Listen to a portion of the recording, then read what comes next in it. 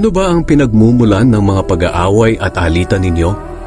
Hindi ba't ang masasamang kagustuhan na naglalaban-laban sa puso nyo? May mga ninanais kayo pero hindi nyo makamtan, kaya handa kayong pumatay dahil dito. May mga gusto kayong makuha at kapag hindi ito nangyari, nag-aaway-away kayo. Hindi nyo nakakamtan ang mga ninanais nyo dahil hindi kayo humihingi sa Diyos. At kung humihingi naman kayo, wala kayong natatanggap dahil humihingi kayo ng may masamang motibo para mapagbigyan ang sarili nyong kasiyahan. Kayong mga hindi tapat sa Diyos, hindi nyo ba alam na kaaway ng Diyos ang umiibig sa mundo? Kaya ang sino mang nagnanais makipagkaibigan sa mundo ay ginagawa niyang kaaway ng Diyos ang sarili niya.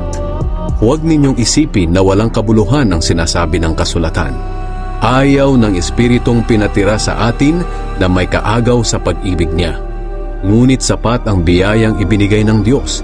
Kaya nga sinasabi sa kasulatan, kinakalaban ng Diyos ang mga mapagmataas, pero kinakaawaan niya ang mapagpakumbaba. Kaya magpasakop kayo sa Diyos. Labanan niyo ang diablo at lalayo ito sa inyo. Lumapit kayo sa Diyos at lalapit din siya sa inyo.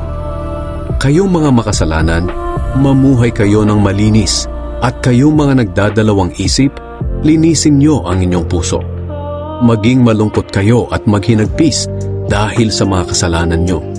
Palitan niyo ng pagdadalamhati ang pagsasaya ninyo.